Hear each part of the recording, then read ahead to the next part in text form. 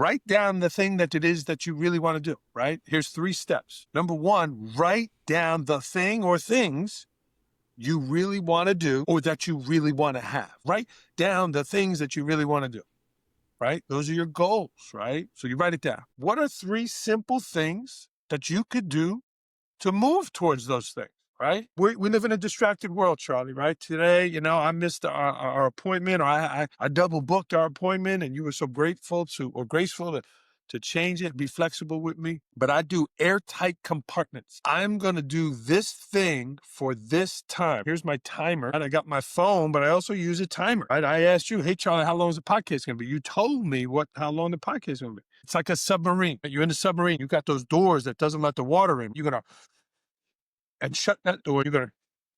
And shut that door. I'm only going to do that thing that I really want for this period of time. I'm not going to watch TV. I'm not going to go play video games. I'm not going to go play cards. I'm not going to go to the bar. I'm not going to go do those things. I'm going to do the thing that I really want to do because I'm going to make the important thing the important thing. That's the important thing. And then I go do it.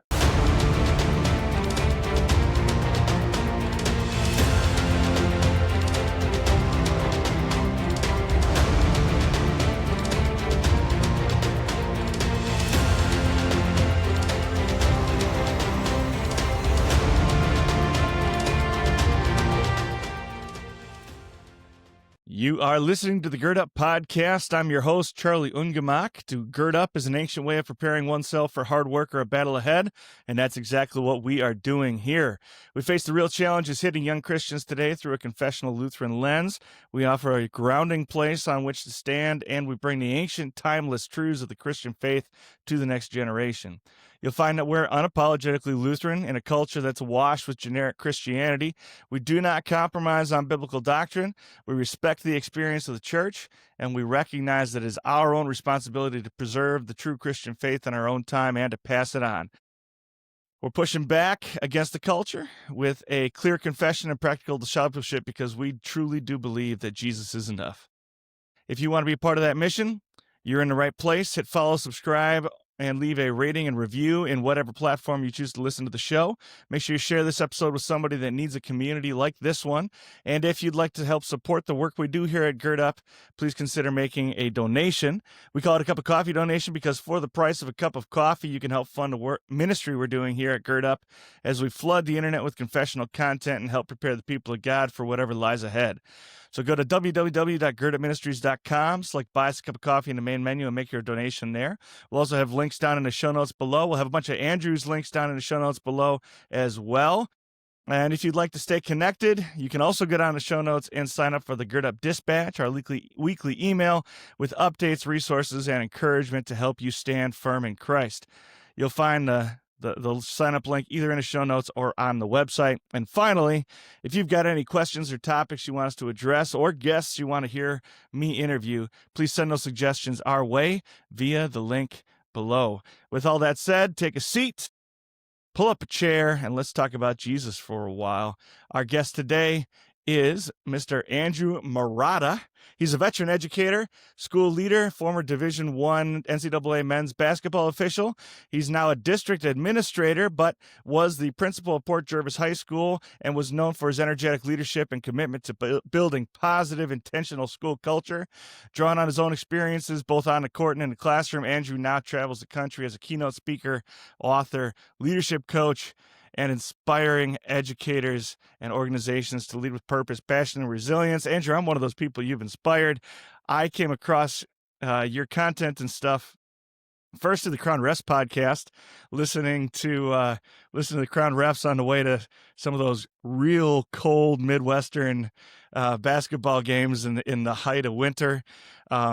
And really enjoyed what you had to say there. And so went and found your book, Lessons from the Hardwood, and I've had it for 3 years. I think I've read it 3 times. So thank you for the way you've already impacted me and my reffing career, and I'm starting to learn more and more my leadership ability as well.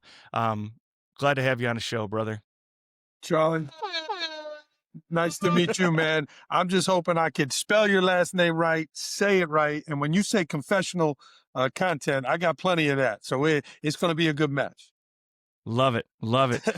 There's a reason my kids called me Mr. U for my whole teaching career. They had to learn how to say it Ungemach. at the beginning of the year, but yeah, Ungemach with an umlaut. I love it. I Yes, love it. sir. Nice to be with you, man. Appreciate it. I know you're doing great work here and honored. Even though I work in a public school, I'm a Catholic guy, grew up Catholic, going to church my whole life, and certainly even thought about joining the priesthood. So I know we'll dive a little bit into that, but it's great to be with you. Yeah, well, let's start there. I'm curious. I know a lot of my listeners haven't really talked this through with anybody because a lot of my listeners aren't Catholic. So I'm curious, man.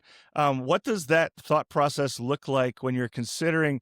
You said you considered the priesthood, and you told me before we started you even spent a year in Italy. I think you said at a monastery, even. Um, Yeah. yeah, talk to me about that, man. I'm curious. Awesome. Yeah, I grew up in an Italian household in Staten Island, New York, Charlie. Yeah, we went to church, right? You had dinner on Sunday. We went to church. My dad would ask what the homily was about, what color vestments, I went to Catholic school. We all went to Catholic school. I mean, we went to Catholic school. This is before the technology days. They canceled due to snow. We took the public bus there. We walked all the way. We got there, banging on the door. School was closed. We had breakfast with the nuns. It was the first time I'd ever seen them without the habit. But we tested their patience. Yeah, we certainly tested their patience. But all my brothers and sisters, Catholic school. My parents believed in Catholic education, and we were an Augustinian parish run by the Augustinians, the Order of Saint Augustine. And the priest at the time who married me was just an exceptional speaker, right? As a kid, you're bored, the pastor, the priest, they're talking, you're bored. I'm bored. I got ADD, man. I was thinking about playing the basketball, the New York Football Giants. But this pastor came in, Father Joe Mastardi, just celebrated his 50th anniversary as a priest. And the guy was a dynamic speaker. He used props. He'd walk the aisle. He'd throw the holy water like in your face. And he just got my attention. And I love his message. His message was about Jesus. His message was about God, but it was about being a good person, helping other people. It wasn't, he would go into scripture and he would go into, obviously the readings, the homily, but he made it relatable. He made it you want to be kind to the person down the street, pick up garbage on the street. Made it real. And I this. So I actually became the youth minister. I volunteered after college. I was the youth minister there, and I dated my high school sweetheart. And I wrestled with who, the priesthood or my sweetheart, man. And she was sweet, and she is sweet. She's my wife now. Um, but at the time, I was debating that, and he said, "Well, why don't you volunteer with us?"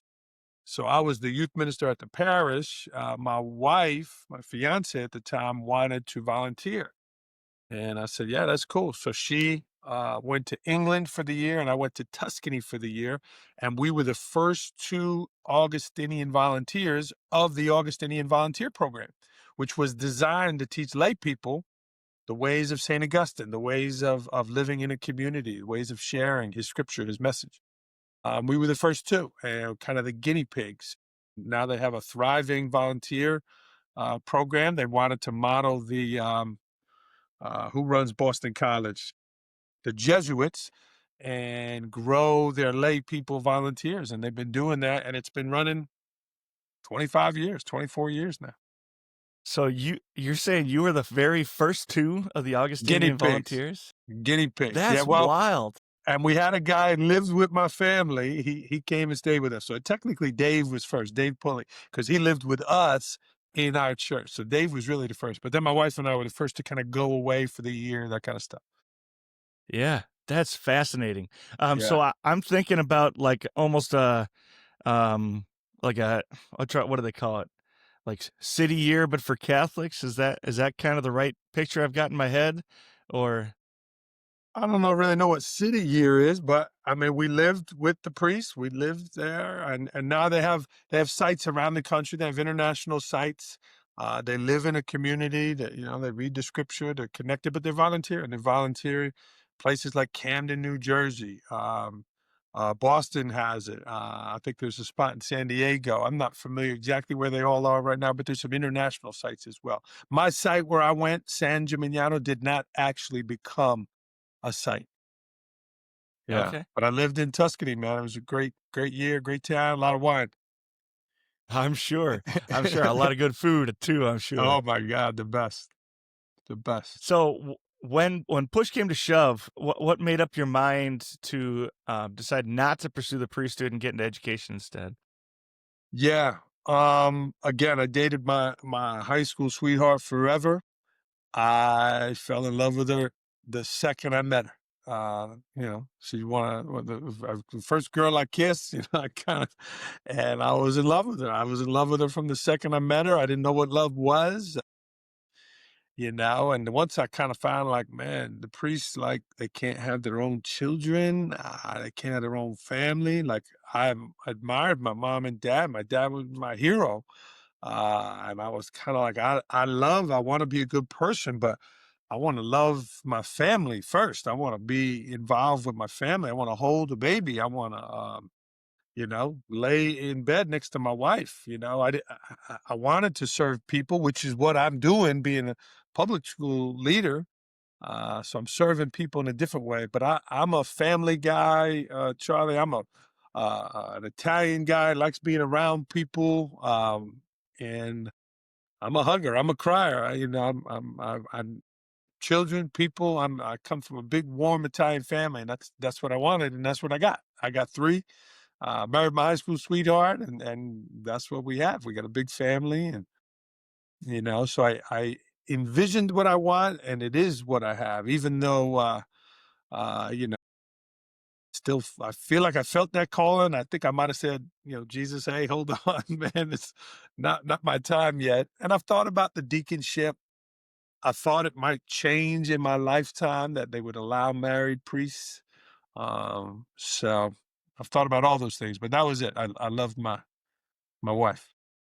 Yeah. Hey, as far as I'm concerned, that's a good reason. Yeah. It's a good reason to me.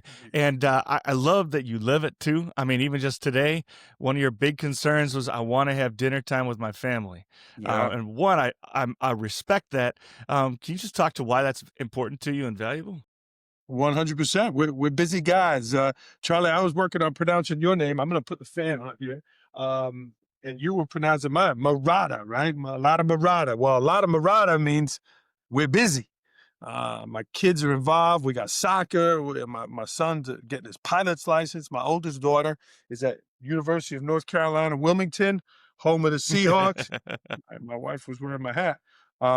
So when you could get them all at dinner, that's priceless. So we had 4 out of 5 today. My daughter's away at school, and it's we that's it's kind of like sacred time. You share, you talk.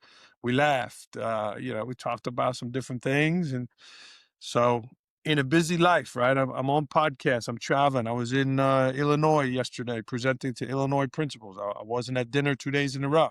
Tomorrow we got a soccer banquet. The day after that we got a soccer playoff game. The day after that is Friday night. I got an event at school. Like, I'm going to the school musical, and then Saturday I'm at another conference. So, and then I won't get back till late on Sunday night. So I'm not having dinner how many days in a row now with my family. So bam, we had to carve that out for today. Yeah. Yeah, and I think when people hear all the different things that you're doing or have done over the years, I think it'd be easy for somebody to listen to all that. So we're not going to talk a lot about officiating, but you were a big time official. You're an administrator at a public school, and now even still climbing the ranks after that. You've got your own business going on. You're traveling all over the place. Um, I imagine that when people hear that, and frankly, there's a little bit of me that looks at the life that you've lived and been able to do all that at a high level too, and it just sounds like you've unlocked this like alternate reality that you get to live in, but it's probably a little too much for everybody else. And I would bet, and you can respond how you want, but I would bet you'd say something like, "You're just not thinking big enough or dreaming big enough," and I think that's true. Um, and so my question for you is, how do I get out of that limited mindset to the point where I can be pursuing these opportunities the way that you encourage people to do? Yeah. Well, and I would never say that you're not dreaming big enough. Everyone got a different spirit. Everyone has a different mindset. You do the best you can. You do the best and forget the rest. You know, a religious story, right? And you probably know it better than me. But the man went to Jesus saying, "Hey, man, I got all this stuff. I can't handle all this stuff, and you got to take some stuff off me." So Jesus said, "Sure, no problem." And they bring him into the room, and there's all these crosses. And he says, "Well, if your cross is too big to bear, well, which one can you do? Pick out a small one, no problem." And the guy's looking around, he's looking around, and he gets a medium-sized cross. It's about this big. It's not that big, right? He says, "Yeah, I can handle that. That's not bad." And Jesus said, "Fine, you could pick that one up, but the one you had was only this big." you know? And he said, you were only carrying this big and you picked this big. So everyone is carrying their own weight. So I would never look at somebody else and say, well, hey, I, I've been blessed. I'm healthy. I got a big mouth. I got a big head, and I feel a calling to help other people. What I would tell you for your question, Charlie, is write down the thing that it is that you really want to do, right? Here's 3 steps. Number 1, write down the thing or things you really want to do or that you really want to have, right? You want to have the Gird Up podcast. You want to meet men strong in faith. You want to, connect. You want to become a pastor. Write down the things that you really want to do, right? Those are your goals, right? You're writing them down. You have them. You have them mapped out. I'm very visual. You can see my books, right? My stuff. Here's my daughter, my logos, right? The stuff. I'm very visual. So you write it down. Number 2, who has or does what it is that you want, right? Who is that? You said, hey man, I wanted to meet with you. I'd like to learn some of these things. Great. Now here we're talking, right? So maybe I'm doing something in it that maybe you want to do. So who has what it is that you want to do? And then number 3, what are 3 simple things that you could do to move towards those things, right? People want to lose weight. Well, you could walk. You can start counting calories, right? Simple things that you could do towards those things, tangible, real things that tomorrow morning at 5:30 a.m. you're going to do, right? So 3 things to achieve the things that you want. And we live in a distracted world, Charlie, right? Today, I missed our appointment, or I double booked our appointment, and you were so graceful to change it, be flexible with me. But I do airtight compartments. I'm going to do this thing for this time. Here's my timer, right? I got my phone, but I also use a timer, right? I asked you, hey, Charlie, how long is the podcast going to be? You told me how long the podcast is going to be, but it's like a submarine, right? You're in the submarine. You got those doors that doesn't let the water in, right? You're going to, and shut that door, and you're going to, and shut that door. And I'm only going to do that thing that I really want for this period of time. I'm not going to watch TV. I'm not going to go play video games. I'm not going to go play cards. I'm not going to go to the bar. I'm not going to go do those things. I'm going to do the thing that I really want to do because I'm going to make the important thing the important thing. That's the important thing. And then I go do it. Yeah, I'm a love it. scheduler. It's on the calendar. It's on the schedule. And that's why I was so frustrated with myself that I missed our time together earlier, and you were able to reschedule. So it's important that you schedule those things that you want. But you got to know what it is you want. I know what I want. I know what it is I want. My wife says sometimes you know too much. You're always telling everybody, here's what we're going to do. But I know what I want, and I feel fortunate about that. Yeah. So how do you decide, like, based on what criterion do you personally decide which things you're going to pursue? Because we all have ideas of what we want to do, right? Like, I would love to be a scratch golfer. I would love to be, I can't think of anything else off the top of my head, right? There's so many things I would love to do, but I don't pursue all of them. So how do you decide which things that you're going to pursue and which ones you're going to set off the side? The word is really, Charlie. Really. You asked before about my wife, priest, I wanted to be a priest. I thought about being a priest, but I really loved my wife. Go back to number 1, what it is that you really want or what it is that you really want to do, right? And you write them down and you got a bunch of things on the paper, right? Well, now you got to go back and you go in circle. Which ones do you really want? Because, if you really want it, then the work is no problem. People ask me about writing books all the time. You just got to write, right? It sounds simple, right? It sounds, like, oh, now just write. Yeah, you just got to write. You got to write blogs. You got to write paragraphs. You got to write stories. You got to write. Writers write. But it's really, what do you really want? I've met a lot of people who are very successful in their lives and they lost their family, Charlie, right? They're doing too much of the job, or they're out late at night making poor decisions and they lose their family. Refereed a lot of nights, traveling, hotels, hotel bars, right? A lot of opportunity to get yourself in hot water there. I made some hard rules, right? I'm never going out to that hotel bar. I'm never entering the arena of trouble, or again, religious, right? Temptation. I'm not even answering. I'm not even showing up in the arena, because the red guy with the horns on his head, he's knocking, he's calling for you. But I don't want to lose what I got. I'm a big fan of the philosopher. I don't know if you've ever heard of him. He's from Philadelphia. Rocco Balboa. I don't know if you ever heard of him. Big The weightlifter. Italian stallion. Rocco Balboa, Rocky 2. He's fighting with his wife, right? He got hurt in the last fight. He has a baby now. His wife, she screams. She's yelling down the stairs, and she says, "Rocky, what's the matter with you?" And he yells back. He says, "I'm afraid. I'm afraid. And he said, "I'm afraid to lose what I got." And I don't live in fear, but I know I got my family and I don't want to lose what I got. So I stayed aligned. Now we got off track. The back to your point was, I really know what it is that I want, and my family, being a speaker. I spoke in Illinois yesterday. So the talk was Monday, 8:20 to 9:30. That was my talk. I got there Sunday at 11. I went to the gym, went for a long walk, took in some stuffs around the town, worked on the presentation, made sure the presentation was perfect, this and that. And I had probably spent 9 hours on the presentation prior to that. Early dinner, went to the show, so hung out a little bit. Open bar, Charlie, open bar. But you could go sideways there. 2 drinks, say hello, back in the bed, 8:30 at night. I was on Central Time, so that's 9:30. I was up at 5, got my workout in, cup of coffee, boom, I'm in the place, ready to go 7 o'clock. I really wanted to do a good job, so I don't let stuff get in front of really. That's the thing that to separate what you really want.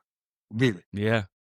What would you say to somebody that says, I just don't have that kind of self-control? You're in charge of you. Make the decisions easy, right? So you want to exercise. Let's say you want to exercise. You want to be a scratch golfer. Well, put the golf clubs in the car. Make the reservation already. Have your breakfast set up. Check the weather. Put your keys in the thing. Have your golf shoes right at the foot of your bed. Make the things easy for you to do, right? My gym is right down in my basement, Charlie. I live in Northeast Pennsylvania now. It's cold. It's dark. It don't get sunny here now until 8 o'clock in the morning. It's hard to get up and go to the gym. I just roll right downstairs. I got a lot of lights right here in my podcast. A lot of lights. My basement, double the amount of lights, Charlie. I got a little heater. I make it warm. I make it comfortable. And I move my alarm clock away from my bed. I'm removing the hurdle, right? You want to wake up early and exercise. What's the hurdle? You're hitting the snooze button. I'm going back to bed. I don't feel like it, right? And you hit the snooze. Well, my alarm's across the way. If I don't get that alarm, Charlie, who's going to get mad at me? Mrs. Marotta. So I get up and I hit the alarm, and now I'm halfway to the bathroom. And once I'm in the bathroom, water on the face, and my man, Dr. Gilbert, Charlie, Dr. Gilbert's been a great mentor to me. He runs the Success Hotline. He is a sports psychologist, Montclair State University. Actually, my next book is dedicated to him. But he says your commitment is greater than your feelings. You'll get the results that you want. C greater than F. So if your commitment to that thing that you really want to do is greater than your feelings, when you don't feel like it, you're going to get the results that you want. So you gotta be committed to that thing that you really want. Yeah. Now you mentioned a couple of different times. One time you said, um, if you want to do something, go find somebody that's already doing it and Oh figure yeah, out how they're doing it, right? And now you're mentioning, you just shouted out, you said what's his name? Doctor. yeah. Dr. Rob Gilbert. Ready? Dr. Rob Gilbert. It's in my favorites. Here's the number. If you're listening to this, you're watching this. We don't know any phone numbers anymore, right? Because I don't call. I just hit the button. But it's Success Hotline. Here it is on my phone. Success Hotline. 743-4690. Charlie, as a pastor and a speaker yourself, someone who's trying to motivate people, Dr. Gilbert, he's incredible. And since 1992, Charlie, he's been leaving a message about success on that phone number. It's free. He's not asking for anything. You can leave him a message and have some dialogue. He does some free seminars. He does things like that. But he's a professor. But he leaves these messages, and I've been calling since 2015, and I've learned so much. But I've also learned mental strength. Your mental strength is more important than your physical strength, right? Whatever that vice is that's holding you down. Is it drinking? Is it food? Is it some sort of addiction? When your mental strength is more important and you know what's important in your life, your faith is so important, right? I'm not gonna be tempted outside the church, all that stuff. You can accomplish the things that you want, right? You can act differently than you feel, right? Not every day you want to be, in the church. Not every day you feel the power of God. Well, sometimes you gotta make yourself feel it, and then eventually God will say, "Hey, where you been?" And you're back to it because you made yourself do it. Yeah. Yeah. Can you talk a little bit about how you identify the people you're going to emulate? And I guess what's the value add of having those kinds of men in your life? Oh my God, easy, Men or man. And women, I've I been guess. I've been blessed. Well, yeah. I mean, I go back to my wife, right? Bam, I met her. She smiled. She smelled good. Oh my God. Boom, I knew right away. My first role model is my parents, right? My dad every day up working, my mom every day, dinner on the table, cleaning the house, doing stuff. My dad was diabetic, taking care of my dad, boom, boom, everything. There was two lines of people, Charlie, when I went to college, right? Two lines of people. There was the bill paid, the easy pass lane. And then there was hey, there's a problem with your bill. Something's not right about your account. Go on that line. And there was always a long line on that line. And Rada, you were always on this line, right? My parents always did that. But I looked for families, for men, not rich in money. It wasn't rich in money, but rich in life. They were warm. They were storytellers. They smiled. When they met, it wasn't just a handshake. It was a hug. I grew up in a big Italian family. It was hugs, right? Um, and but I met a lot of people that are rich that are divorced or they did something to screw up their family. And again, I understand it happens. There's no judgment here, but it's just not what I wanted. Um, and so, but I found them as a school leader. Man, look how this guy leads, right? When he has an assembly, he doesn't get up there and say, "All right, kids, sit down. We're going to get started, sit up straight, show respect," right? I like the leader that got up there and he had music going. He said, "All right, kids, come on, let's get up." Boom. And now he's got kids clapping and singing. All right, boom. Now what's our school logo? We are, Penn State. We are, boom. All right, kids, on the count of three, we're going to sit down. 1, 2, 3. Boom. Now they're all sitting and they like to. I was like, well, wow. Now that's how you greet a group of students in the classroom. Teachers who storytellers, referees. You're a referee, right? You've worked with guys that got there and, oh man, this game's gonna be terrible tonight. It's Tuesday night. This team's 0-10. That coach is a pain in my rear end. Versus that guy that say, "Hey, man, let's be professional tonight. You got 10 other guys who would want to be rough in this game, and you're here. Let's be the best we could be." The NCAA supervisor is in the stands tonight. The NBA commissioner is in the stands tonight, and he's here to watch us. That's how I'm treating this game. And that's how important it is for these people. So let's do a good job today, right? They might not pray before the game, but that's their prayer. Charlie, that we're going to do a good job in this game. Those were, I was like, boop, Roger Ayers, boop. I like that guy, Barack Kogut in the NBA, my guy. The way they treated people and I would clear as day in my head. Ding, ding, ding, ding. I like that. Ding, ding, ding. It was like the 3D guy, like in the movies. They got them goggles on in the dark and you can't see it. And all of a sudden, I was like, bam! I had like that. Oh, I like that. I want to be like that person. And then I'd get to know him and say, hey man, can we have a cup of coffee? Yo, how'd you do this? How'd you get here? Roger Ayers is in the book, right? Hey Roger, were you writing the book? I mean, mentors, friends, people who have done it before. Because the real good ones will help others that want to come. It's the ones that hoard the secrets. Oh, I'm not going to share because I don't want Andrew to take my games, or I don't want Charlie to write a book. I'm not going to tell Charlie how to write a book because I'm going to write my next book. No, the world is wide enough. Hamilton, right? You share, you grow, you help other people. Because in the end, what's your impact on other people? Which goes back to Father Joe Mastardi preaching in the church. His impact was incredible. And I said, I want to be like that. And I wasn't speaking in a church yesterday, but there was a lot of faith and there was a lot of positive impact in that room with 800 educators in Peoria, Illinois. And I know I reached them, more than just content, and that's it. But I was really easy to see those people who I wanted to be like, and then you just got to emulate those things. Yeah. Yeah, and so you you almost every interview I've ever heard you do, or in the book as well, you really, really stress being the kind of leader that other people want to latch onto and follow. There's the classic maxim: you got to learn how to follow before you can lead, and so forth. And it's absolutely true. Cliches are cliches for a reason, right? It wouldn't have become cliches if they weren't true. So this is an unfairly broad question, but how do I know if I'm the kind of leader other people want to follow? And how do I make sure, like, what practical things can I do to make sure I'm that guy? Good question. Good question. When you were young, your parents probably put your hand on a hot pot and said, hot. No, right? And you touched it. Ooh, that's hot. I'm always testing the water, right? What did it feel like? How did it sound like? Refereeing, Charlie, I'm always, you go back and watch the tape. Well, I'm going back and watching the faculty meeting, right?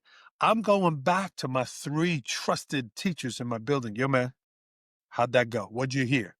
Give me 3 good things you liked and 3 things I got to do better. Constantly ask it, Again, I referenced Hamilton. I'm a Hamilton guy, Charlie. I don't know if you've seen it. The play? Yes, I don't sir. know if you see it. Yeah, Yes, I'm a sir. Hamilton guy, right? The song "Never Gonna Be Satisfied." So I'm never satisfied. My wife and I we heard it somewhere and we say it. I have restless contentment, right? I'm constantly looking to grow, looking to get better. And so I'm asking those people, how was it? Um, I do the eye test, Charlie. You referenced the Notre Dame story. You like the Notre Dame story, Oh, I love it. and yeah, the best greeting I've ever got. I do the eye test. What does the room look like? What does the room smell like? What I've learned what are the things that work to engage people, educators, right? Make a warm room, make the temperature right, get the music going, get the lighting right. I mean, yesterday was so good for so many reasons, and one of them was the timing of everything, right? So number one is certainly test the water, but 2, does it pass the eye test, right? Does it look good, right? I'm an Italian from New York, Charlie. I walk in a restaurant. I better smell something. I better have some Italian music going on. I'm ready to taste some red wine, but it's a whole experience. It's a whole experience, right? I say school's like a wedding, right? People say, oh, no, it's not. They're here to learn. It's an experience, right? You go to a wedding, if the air conditioner doesn't work, it's going to be hard to have a good time. If the food is cold, if the DJ's terrible, You could have the best love of the couple ever. If the bathrooms are smelly, people are gonna be in the car on the way home going, Charlie, it was a really nice wedding, but did you go in the bathroom? Ah, don't they clean that place? God, it was, man. I don't I thought about those things, right? I'm concerned about those things. Surveys, right? End of the year when the thing's over, I'm doing a survey. Sometimes people don't want to maybe hear others' opinion, but I would do a survey. Go moving forward, beginning of the year. Hey, man, what are some things you want this year, right? Give the people what they want. Give them what they want. Mr. Marotta, the faculty meetings are terrible. They're boring. They're always negative. Boom, boom, boom. I'm going to make them more energetic. I'm only going to focus on the positive, and I'm going to make them shorter. Listening to feedback. You learn as a ref, Charlie, right? You make a bad call, you're going to get feedback.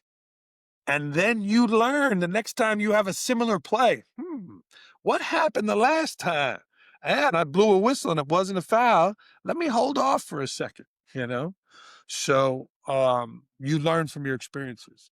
So the second part of your question, I'd say some simple things are, have you filmed yourself? Have you recorded yourself? And go back and watch the tape, right? I've written and I've spoken a lot about that. Watch the tape. What do you look like and sound like?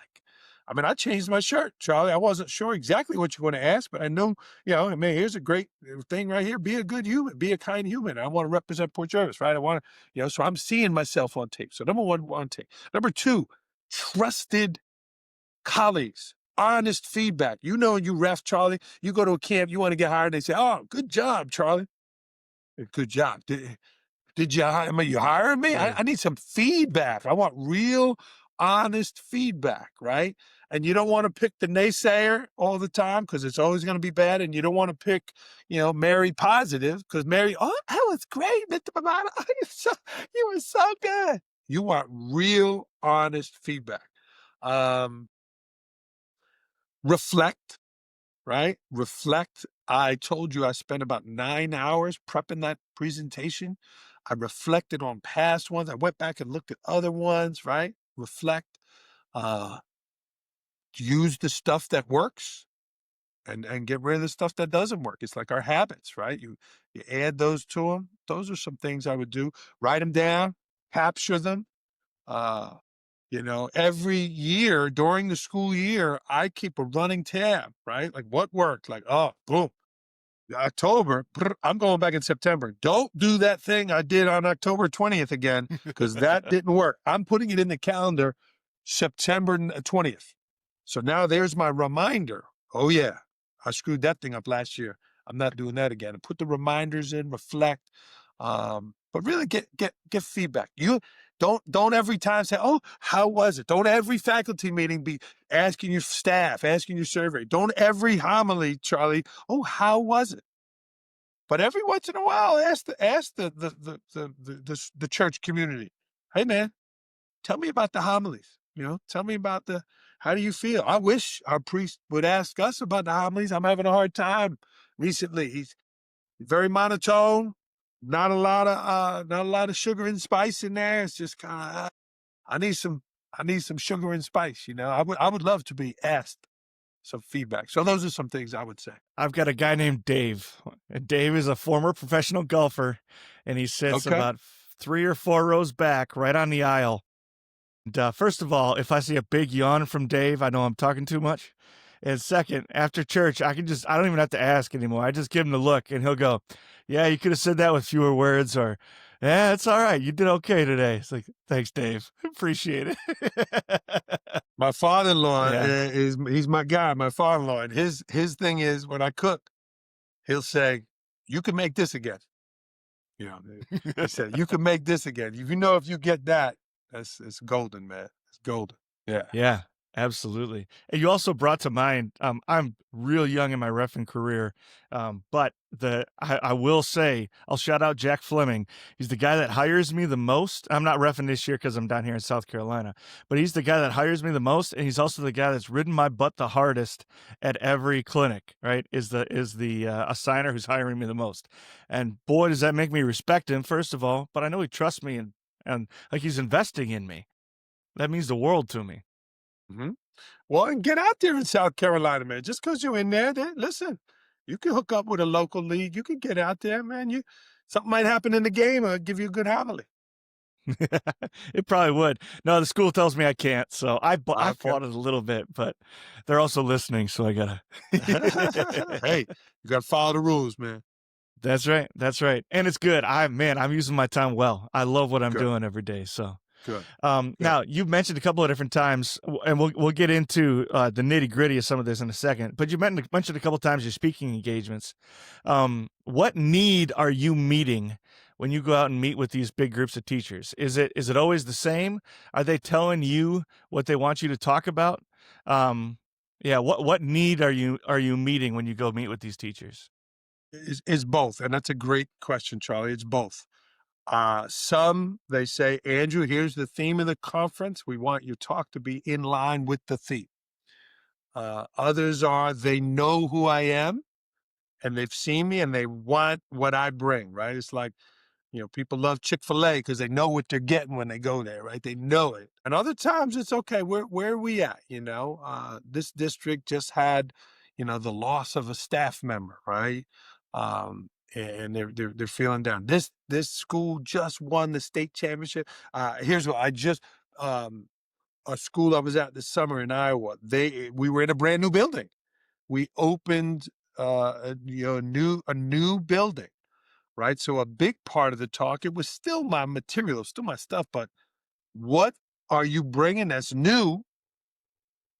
And but what's an oldie and a goodie that's going to stay, right? What's an oldie and goodie going to stay? And what's that old file? What's that old book? That old habit? That old thing that should remain in that old file cabinet and doesn't belong in this building, right? So that went into the theme there. So I listened. My wife taught me to be a good listener, and I listened to their needs. I've spoken in Las Vegas at happy hour where they want a little salt and pepper, and I've spoken in a Baptist church at 7:30 in the morning in Mississippi. And you got to know your audience. Yeah, you know your audience, right? Every once in a while, I'll use some colorful adjectives, but I also know where those aren't welcome. But I listen. I listen to them. But you also, Billy Joel got new music, Charlie. But you got to play the hits, baby. You got to play the hits. People want to hear the hits. People want to hear. I've been to places 2 years in a row, and I'm there the second year, and the guy's like, "Yo, man, you didn't tell the Apple story. Where was the Apple this year?" I'm like, I told that last year. He was like, "Yeah, but it was so good." So you blend the old hits with some new themes. You know what I mean? Absolutely. Yeah. Absolutely. Now, you are a committed Catholic. You're actively involved. You even talked about ministry, but you decided to go teach in the public schools. I'm curious why you chose the public schools over going back to Catholic school. Yeah, where did I get my first job? I was right out of school. Yeah, I'm not sure if it was straight money. I'm not sure if I never even looked at Catholic school. I'm not sure if someone, I had some older people who, did they say, "Oh, you got to get that pension." I'm not sure why I got in there, but I landed in middle school in Staten Island. Those were my first jobs. Yeah, I went to Catholic school my whole life, but I got certified public. Yeah, I'm not sure if that was a money decision. I remember my journey pretty good, Charlie, but I've never been asked that. But I don't ever remember trying to teach in a Catholic school either. And I was in a Catholic school. It was mostly women. That growing up, the elementary. Then I went to an all boys Catholic high school, and we had a lot of men teachers. Zavarian High School, Bay Ridge, Brooklyn. Um, yeah, I don't know. I don't know why I did that. I don't know the answer there, but my guess is it was probably money and a pension with a New York State or New York City pension. Yeah, that's it's a fair answer. It's an honest Yeah, answer. I And think there's no that's what it was. there's definitely nothing wrong with teaching a public school either, right? We need good people Yeah. everywhere. How much more so do we need them in the public sector? Well, so I grew up on the rough side of town. My dad was a pharmacist and served the local community, which was on the other side of the town. And I saw those people. And anyone could teach in a good school, Charlie, right? Anyone could be good in a good school. Could you be good in a rough place? You teach taught in inner city Milwaukee. I taught in the Frank Sinatra school. They told me here, man, if you can make it here, you can make it anywhere. And those kids needed you. They need you. They needed the strength to be there and support them. And I grew up with two parents. I grew up with dinner on the table. I grew up with my parents having jobs, and a lot of these kids didn't and don't. But I could be a resource for them. I could be that. So in a way, again, serving, serving the people, literally with the people. And it wasn't mass, but it was class every day. And those kids needed to hear a positive message. They needed to see a positive role model. And I knew I was making an impact. There was a need, right? It was never a, hey man, I'm getting rid of these clothes from my house. What am I going to do with them? I'm bringing them to school. I'm giving them away to the kids, right? My people. Hey man, we got all these cupcakes from this birthday party, right? What are we doing with them? We're bringing them to school. My kids will have, it, you know? There was always a need there for sure. Yeah, absolutely. Another thing that a lot of folks that are associated with a parish that has a school, that are in education are going to have to a decision they're going to have to make is whether they it could go either way, right? If you're at the parish school, do you send your kids to the parish school or to the public school? And the same thing goes the other direction. If you're working at a public school, do you send your kids to the parish school? I didn't prepare you for this, so Yeah. I'm putting you Yeah. on a spot. How did you guys make those decisions, and what are your guidelines for making decisions like that? Yeah, the guideline is you have to do what's best for your family. My dad told me that. He said, Angie, you're gonna hear from everybody, gonna have an opinion about your kids, including your mother and father, including him, right? But he said, you are the father of that family, your wife is the mother, and you do what is best for your family. Period. And when this one says, "Oh, they should go to Catholic school," oh my God, that's a bad public school. And when this one says, "Oh, you work in the public school, and now you say, oh, they're not good enough for you, and you're sending your kid to Catholic school," you do what's best for your family. And the decision was easy for me here. We live in a rural community here. We don't have a Catholic school. The nearest Catholic school is probably 40 to 45 minutes away. And it really wasn't even an option. We live in Pennsylvania. I work in New York. I debated bringing my kids to New York with me, but I also didn't want them to be in Andrew Marotta's shadow, right? Oh, he's the principal's kid. He won that because he's the principal's kid. I didn't want that. So they go to school in our neighborhood here in Milford, Pennsylvania. So that was an easy decision, but I wouldn't, it wouldn't have been a hard decision for me either way because my wife and I would have done what is best for our family. And I don't ever feel bad about that. Whatever the decision would be, it's my family and they're my children, and we doing the best for them. Whatever that is, and I don't ever, and that's refereeing, right? I got to make the right call. People are going to boo. At the principal, I'm going to do whatever I think is the best for my school, and there's going to be people that boo. I've learned to live with that, and that's okay. Brene Brown, would say, man in the arena, right? If you're not in the arena getting your butt kicked, I don't really need to hear your opinion. And again, I don't want you to take that the wrong way that I don't listen to feedback. Absolutely do listen to feedback, but I'm not listening to the heckling from the top row. Right? There's always hecklers in the top row. Sometimes, Charlie, they're in the front row at the game. Sometimes in the church, they're in the front row in the game. But in the end, when I look in the mirror, I got to know I did the best for my school. I got to know I did the best for my family. My dad's college ring, St. John's University, hangs right on my mirror there. And I remember that he said that you do the best for your family, you and your wife, and that's it. So that's how we make our decisions. Yeah, you got to pick and choose which voices you're listening to. I'm just gonna shout you out again, man. The way you talk about your dad and the way you talk about your wife, May I always talk about my father, and someday when I have a wife, may I always talk about her that way. Thanks for doing that, man. Oh, Appreciate man. it. Here they are. I know some is on audio. Here they are here. There's my family. There's my logo. And I took off energy, enthusiasm, extra effort, and excellence. I took that off, and there they are. That's my wife, and then my kids are here. What's most important, right? There they are. So, and yeah, my dad's my guy. His picture's all over here. I don't know if he's back here, but yeah. We'll tell a story before we go. I got a great story about my dad. All We'll right. tell that before we get. Awesome. Yeah. Awesome. So Love it. All right. So you've spent your whole life in and out of churches, in and out of parish schools. Parents that choose to send their kids to parish schools have a special and unique relationship with the school, which is not completely indifferent than public school, right? You're still part of the community, but now you've absolutely. taken this big community, like the city you live in, and now you're even taking that community and pulling an even tighter group together, that you're all working together, and you have a higher investment in this school. You've got a different relationship with the school than you would with a different school, because you've got so many like connections inside of it and so forth. You're likely the expense is much bigger than just paying your taxes to go to the public school, right? So you have this unique relationship with your parish school.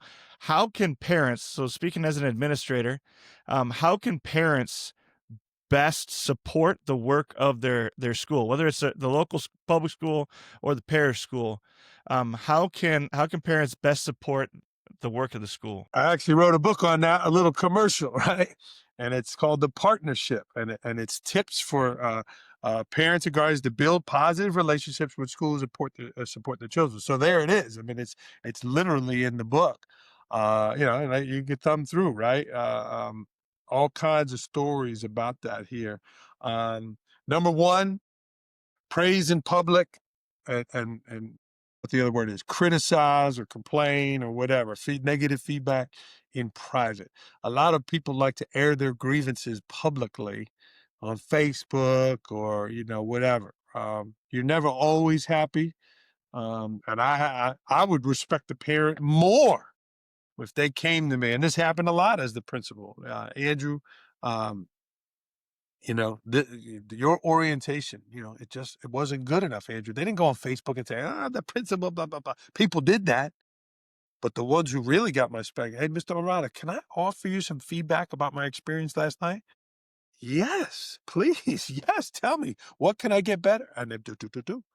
And then it's my job to then go do, add that, right? Add that feedback. So number one, praise in public, and give negative feedback in private. Number two, what can I do? How could you help?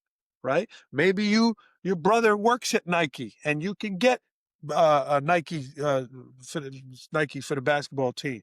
Maybe you work at the movies theater, and you could give 100 free tickets that they could raffle off.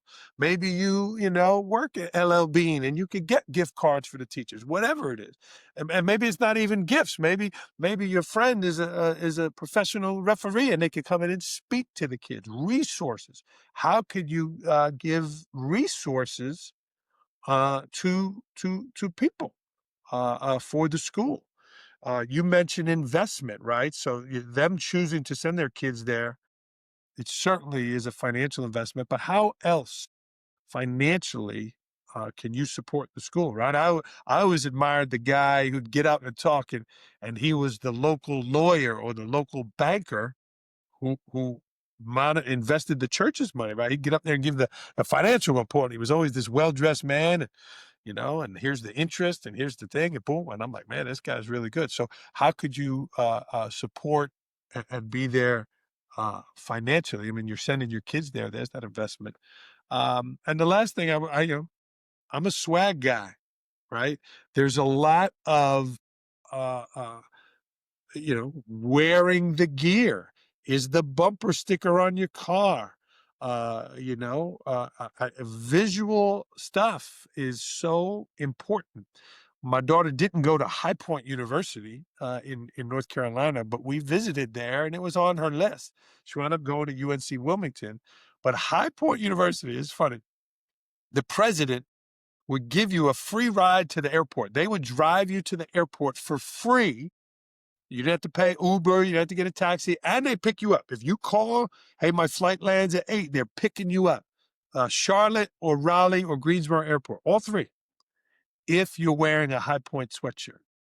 Because he wanted that kid to get on the plane and go to the thing and be on. And now he's got a free billboard all over the country of kids wearing High Point t-shirts. That's a simple thing.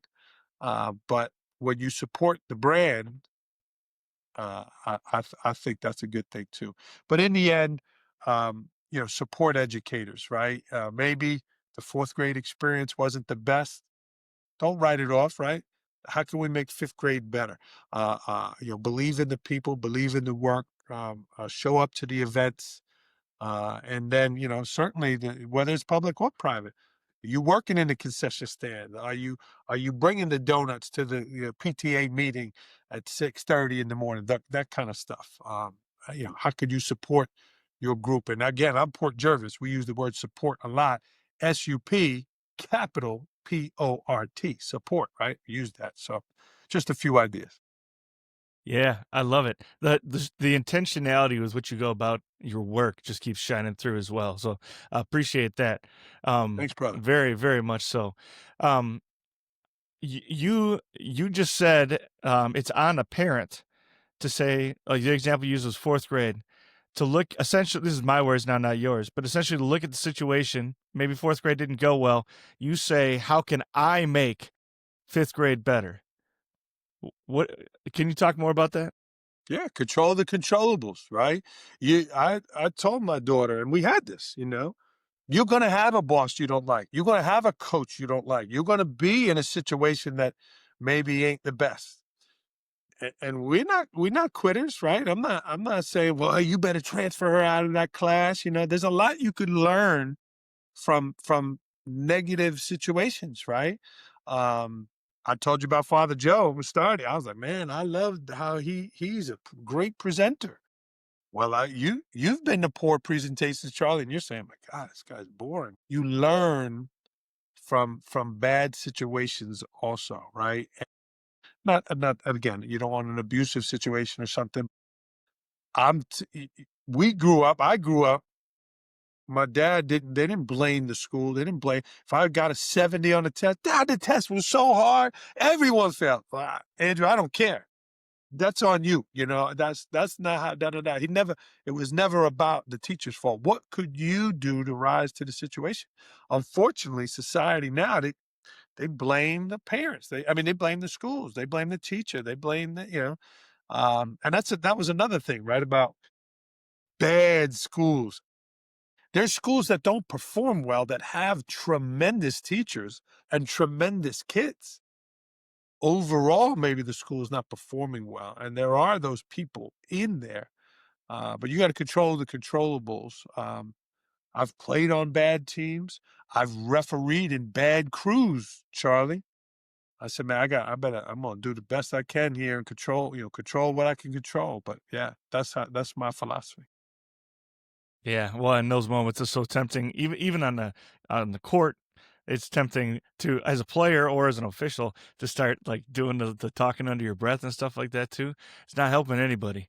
It's not No, helping anybody. no, no. Um, you mentioned you're talking about culture again.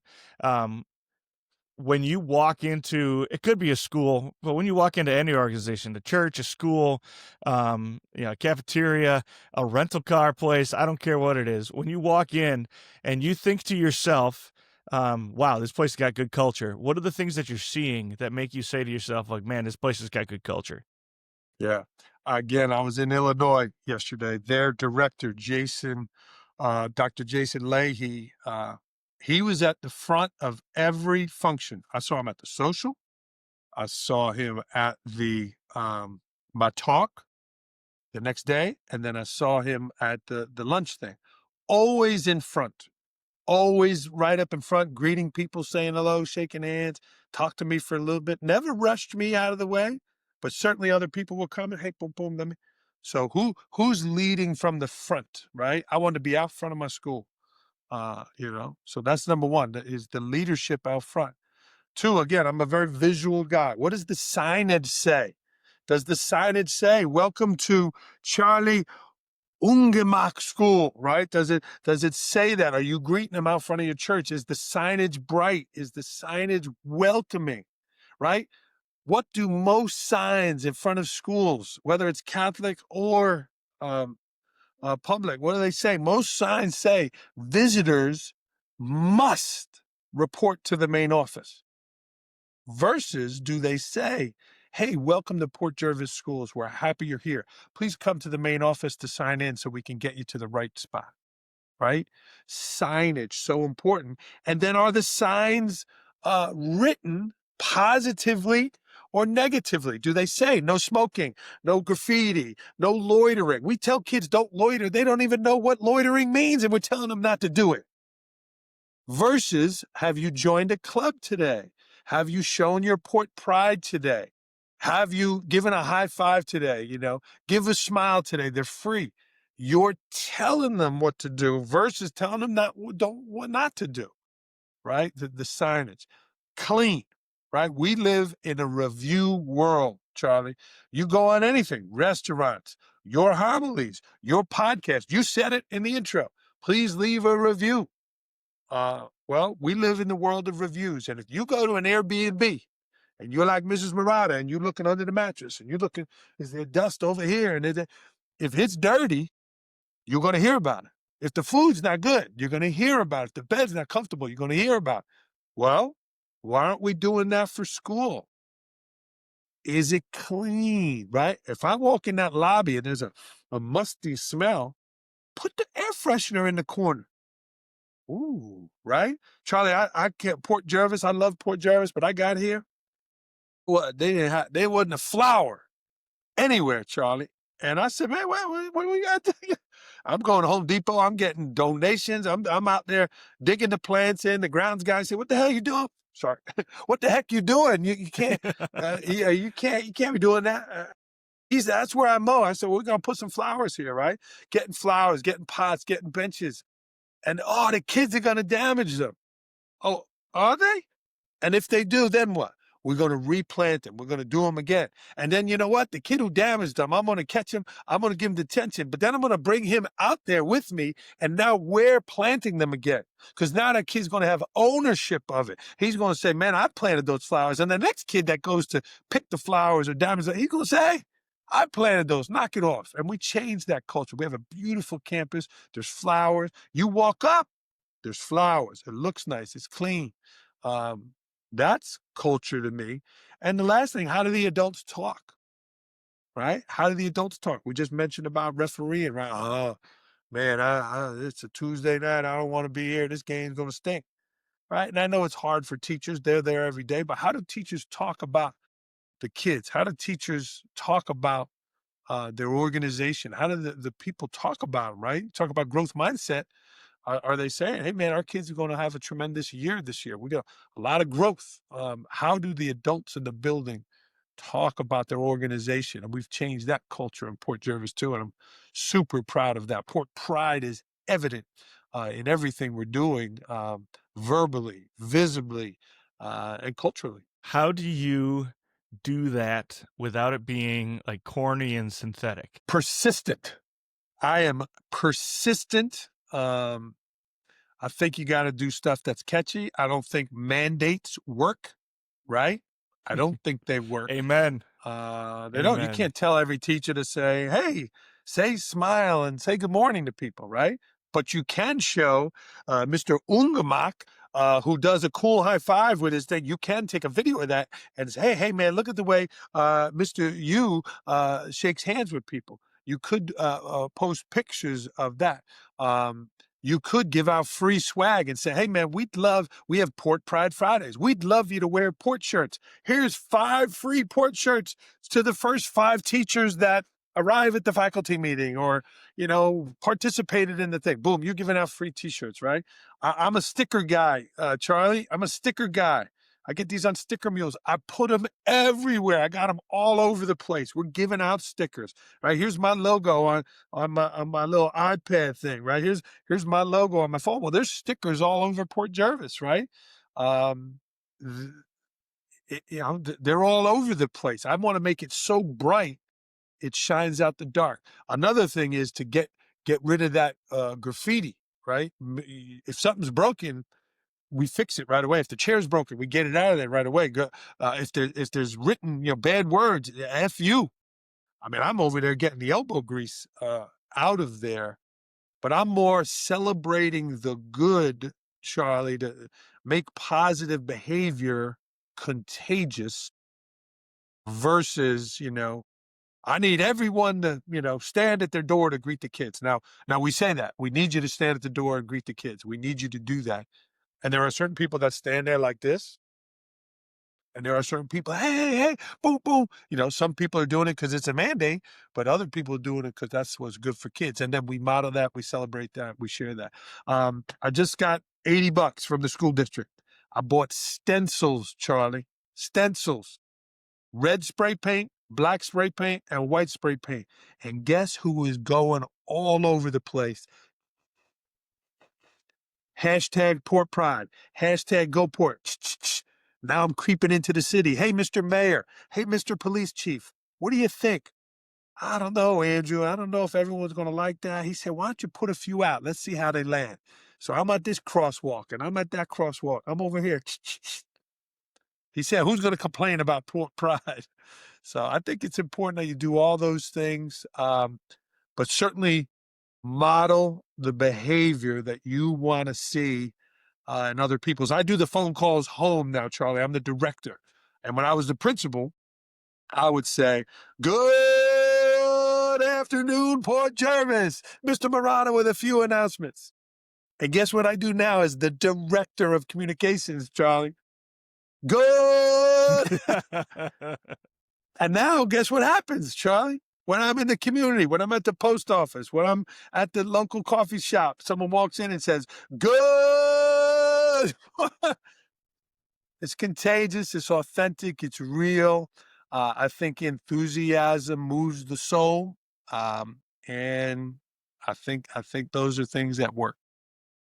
Yeah, I love it. See, I'm not quite as loud as you are, but I always just say living the dream. People ask me how I'm doing. I'm living the dream. And eventually they catch on to that and they'll either roll their eyes and go, oh, it's a nightmare, right? And go, no way, man. Where No. else would I rather be than right here? And it's true, right? Or, they'll say, how you doing? And they realize I'm about to say living the dream. And they'll go, yeah, living the dream. It's like, oh, so you're living the dream too, huh? And it's a good reminder to me, this is exactly where I want to be and what I want to be doing. And it's also a reminder some days when I need it that, oh, yeah, you do actually want to be here. So you better start acting like it. And then once you start acting like it, all of a sudden you do want to be there. It's a powerful thing. You become the way you act. Yes, sir. All right, this is a big one. I want to make sure we get it in there. And then you said you want to tell a story about your dad, and I'm excited to hear it. Yeah, man. In parish schools in particular, and I would imagine actually small towns are probably a similar way. I didn't think about that until you brought that up. But in parish schools in particular, a lot of times teachers, especially male teachers who have some leadership ability, just end up in administrative roles, whether they want to or not. So I've got a two-part question here. The first question is, how do we identify which guys we should be, or which, not guys necessarily, but which teachers we should be promoting into those leadership positions? And then my second question, and I can remind you what it is if I need to, is what if I'm not, I don't want to be an administrator, but somebody's got to do the job. What then? Yeah. Those are my two questions. Great questions. You had asked about earlier, Andrew, how do you identify those people you wanted to emulate or be like?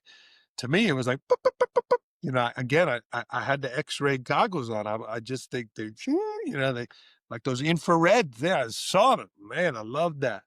And I think it's the same way with leadership. I think it's the same way with talent. Let's go back to the person standing at the door, hey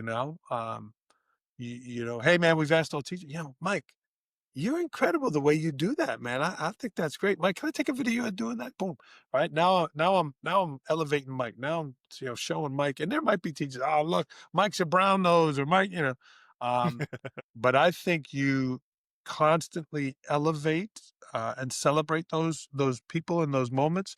But also, I'm looking. I got my notepad here.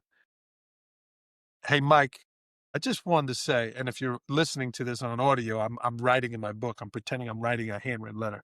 Mike, I just wanted to tell you, your lesson yesterday was incredible. You're a great storyteller. Have you thought ever about becoming a principal or assistant principal where you could speak more publicly? Or, Mike, you're incredibly sharp with data. We're having that data team that we're building. Have you thought about chairing that? I think when you ask people the right question, have you thought about, have you considered, has anyone ever told you, Charlie, you should go into, the beard contest because it's such a great looking beard, right? When you say things to people like that, and the older I get, I'm 50 now, the older I get, the more um, I do that. I think they're called C's, Charlie, significant emotional experiences, and compliments do that. And again, it's not just, hey, man, nice shirt, or hey, it's wow, you're an incredible teacher. Have you thought about? And we would promote people to chairperson positions or coordinator positions. Um, I think you have to do that. You want to grow your stuff. And then two, what if I don't want to, but there's nobody else? I actually didn't want to be the principal. I was refereeing, I was the assistant principal. If I didn't have to go to the night event, I was going to my game. The principal almost had to be in most of those things. So we were actually interviewing, and I was like, I don't want to work for that guy. No way with that guy. This one, not her. And then eventually I was like, all right, well, fine, then I'll do it. And that's how I actually became the principal, kind of resistantly. But then I wanted somebody who was all in, and then I went all in on it. So you have to want to do it. If your heart's not there, don't do it. There's something called the Peter principle. I don't know if you ever heard of that, Charlie, but it's about knowing where your level of incompetency is, right? Like knowing where I could cook for, 10 people and have a nice meal at my house. 10 people. If you get about 15, 16 here, I don't know if I can handle that. I know where my level is. Well, if you are not wanting to do it and you don't feel like you could do it, your heart has to be in it. The flip side of that is you won't know unless you go. You won't know. Is it ready, aim, fire? Or is it ready, fire, and then you aim, then you figure it out? And sometimes the second one works, that we do things we might not be ready to do. But your heart, you have to want to do it. It's a hard job. It's a hard job leading in schools. It's a hard job leading in, period. So you have to really want to do it. Yeah. So with that in mind, that your heart has to be in it, and not everybody's built for it. What is your conversation with a leader who's either underperforming, um, or I guess has demonstrated himself to be a poor leader? Obviously, that's not a fixed position either, right? Everybody can grow. What does your conversation look with that person look like as a leader yourself? Yeah. I mean, being a supervisor, right? You're supervising people. I led my assistant principals, head teachers, things like that. So you have to have those conversations.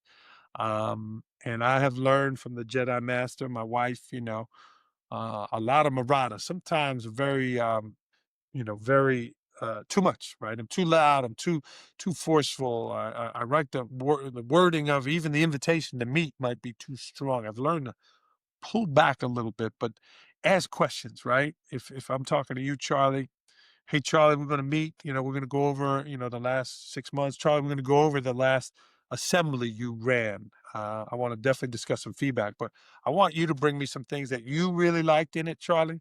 And then I want you to bring me some things that maybe didn't go so hot. So that, number one, I'm telling you what we're talking about. I don't like surprises, right? I'm telling you what we're talking about. I'm telling you what I want you to bring to the meeting. And I say, we're gonna review this, right? And then it's asking the right questions.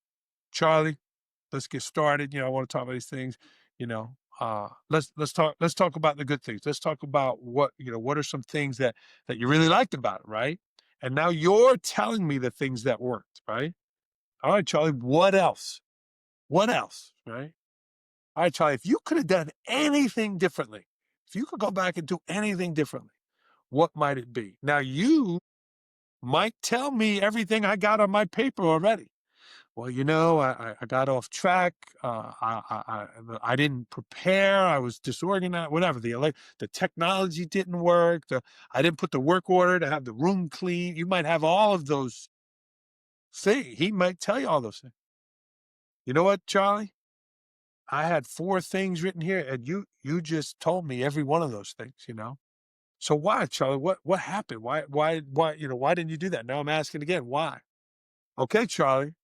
We got another assembly next month. What are some things you're going to do to ensure that these things don't happen again? What could I do? How could I support you? Do you want to film it, Charlie? Do you want me to get 10 people in there? We could practice it. I'll film it, right? We'll go through, then you could watch it, right? What could I do to support you to make it better?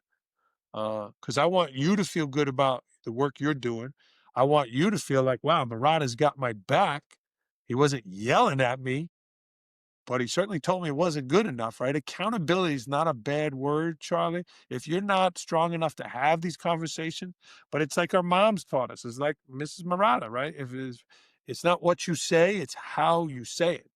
If I say, Charlie, man, that meeting was terrible. You were awful. God, you were unprepared, blah, blah, blah. Is that going to make you better? My goal is to make you better. My goal is to build you up, make you stronger, make you better. I want you to be the principal one day. If you're the principal, Charlie, you can't have thing like that. You can't. So now we're going to do it again, right, Charlie? Okay, let's, boom, let's film you. Okay, now we're going to watch it together, right? Charlie, I'm giving you the remote. I want you to stop it at the first positive thing. I want you to stop it at the first negative thing, right? Now we're reviewing the tape.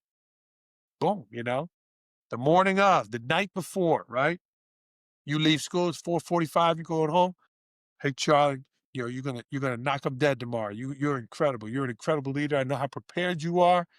I'll be there to support you. I got you. Bam. I'm sending that to you at 4:45.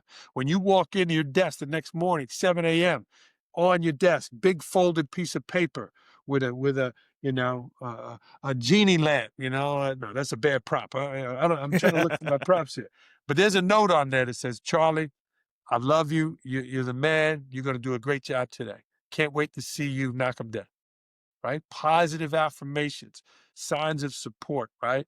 In the back of the room, Charlie, I'm watching you work. You're going through. I'm giving you the thumbs up. I'm giving you a wink. Charlie, man, way to go, right? Boom, now you get back to your desk. Charlie, you nailed it, man. Way to go. Awesome, right? Building you up, building you up, building you up. Positive affirmations, all those things, right? Now we're having that meeting again. Charlie, give me some good things. How about some feedback, Charlie? Give me some, what could you do better? Boom. And now I'm hearing what you have to say. I think that's kind of my way of doing it. If they don't respond, you got to keep going with that cycle. Yeah, I man. love it. Thank Yeah. you. I Yeah, man. I could keep asking you questions for hours. But yeah, the time always goes too fast, man. I appreciate it. And I'll say this too to the listener. Like when we get guys like Andrew on the show, he's not getting paid for this. He's not getting reimbursed for it. He's just taking his time to come talk to you and talk to me about this stuff. So, Andrew, thank you so much for being here and being so present with us.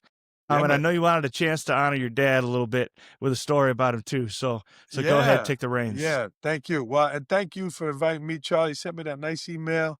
I appreciate, you reading the books. I'll make sure I get your address, send you a couple of these other ones. I know you work with men, right? This is one of the books I wrote, Dads, Leaders, and Father Figures, right? And it's not necessarily a book about faith, but there's a lot of stuff here to be that man. So I wanted to share that as well. But thank you. Um, but quickly, my dad was my guy. So it's almost, as we're recording this, end of October. So the first weekend in November is the New York City Marathon, Charlie. And so it's a story about my dad and the marathon. And I tell this when I speak. I tell this in different settings, but way back when, 2005, 2006, my dad had colon cancer. My dad had lifelong diabetes. He lost his vision due to the pressure in his eyes. And then he needed a kidney transplant. So it was a rough couple of years. And my dad was not in good shape, Charlie. Um, so we all went for kidney transplant, testing. And he didn't want to do it. He was going to do, the blood transfusion. And we said, Dad, we doing it. And the people at the kidney place said they'd never seen somebody come with 7 people looking to donate. That's who showed up for my dad. That's how I talk about impact. And so my brother, the first son in the Italian family, he was also the biggest one. But my brother said, I'm doing it. End of discussion. And I was the younger brother. I didn't have much say, but my brother donated my dad kidney, and my dad, bam, like a plant that hadn't been watered in weeks, propped up, bam, so much better, so much healthier. Um, in honor of my brother and the kidney, he started walking. He's blind, walking around New York City. Talk about faith, and so, and then he comes out one day with, "I'm going to do the marathon," and we're like, "Dad, are you crazy? You haven't walked down the block. You're going to do the marathon? Like what?" And we do the marathon in '06. We go with a handicap runners group called Achilles. Very grateful to them. And we do the marathon in '07, and we do the marathon in '08. And in '08, Charlie, we have a videographer with us. Me, my brother, my dad. We have a videographer with us. And it's on YouTube. If you're listening to this or you're watching, it's Mr. Joe Marathon. So if you type in Mr. Joe, Joe Marathon, it comes up. There's a video about 9.5 minutes, and it's about my dad. And so on that day, on the third marathon, um, he wasn't like the past 2 where he kept, come on, let's get a good time. Come on, guys. He was pushing us the whole time. Let's go. We were speed walking. We weren't running, but we were walking. But on this day, he kept saying, let's just finish. Let's just finish.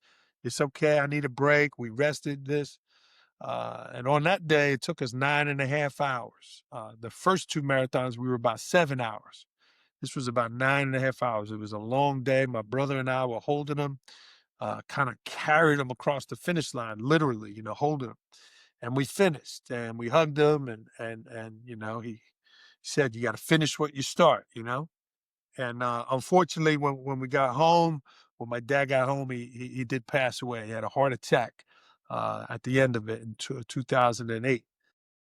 And I got to go back to Staten Island. I was 2 hours away. I just done the marathon. I drove home 2 hours. I turned around, went back 2 hours, and he had passed, but I got to touch him and hold him and touch his face one more time. He was a hugger. He'd be grabbing your cheeks, Charlie. And so it was a rough time. He was only 66. It was a week I was out of school. I was out of school as the principal for a week. I gave the eulogy, big family wake, a lot of Italian music, a lot of Italian wine. It was a long week, and I was zonked. I was exhausted. And on Monday, my dad died on a Sunday, New York City Marathon. I was out the whole week. The following Monday, I couldn't go to school. I was empty. I was exhausted. I was so tired. And I started to hear my dad in my ear going, enough, Andrew, okay? I'm gone. You got to go back to school. Those kids need you. Your school needs you, right? He said, get up and go to school. So Tuesday, I'm ready. I'm ready to go to school. I'm ready for people to say, Andrew, I'm sorry for your loss. And I go to school early that morning. Tuesday morning, I get there at 6:15 in the morning. And there's 77 voicemail messages. 77. And I pick up the phone. I'm ready to go. I got my book. And the first message was from my superintendent of schools.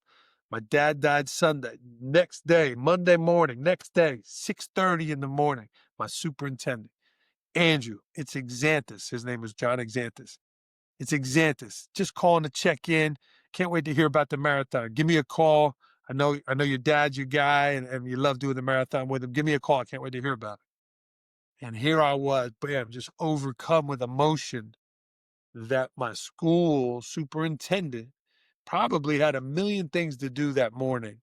Uh, Was it on his calendar to call me? Was it, or did he have a Google reminder? Did he leave a Post-it note to call me?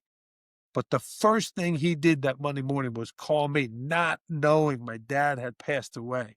So I tell educators, I tell people I speak to, I'm telling you tonight, Charlie, and I'm telling your audience to make that call, write that note, send that text, and say that thing to the person that it is that you want to say it to.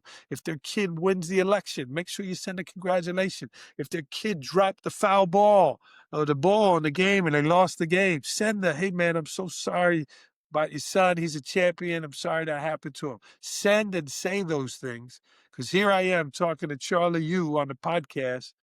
Well, 17 years later, telling you the story about a 15-second phone call that I got that changed my life, had a deep impact on my life. So I try to make sure I do those things because obviously you never know when they're going to matter the most. So there's a story there about leadership and your impact on people. I love it. Thanks for sharing that. Thanks for sharing your heart with us. Yeah, Thanks for being so generous with your time and your wisdom, brother. I appreciate it a lot. Big thanks to our guest, Andrew Marotta. Got to say it the Italian way, right? Andrew Marotta for joining us today. If you want to be part of the Gird Up mission, you're in the right place. Hit follow or subscribe. Leave a rating and review down in the show notes below. We don't need a 5-star review. We want an honest review. And make sure you share this episode with anybody that needs a community just like this one. If you'd like to support the work we do here at Gird Up, consider a cup of coffee donation. Go to www.girdupministries.com, select buy us a cup of coffee, and help us flood the internet with confessional content. And if you've got questions, topics, or guest ideas, send them my way through the link in the show notes. I love you. God bless you. And we'll talk to you again next week.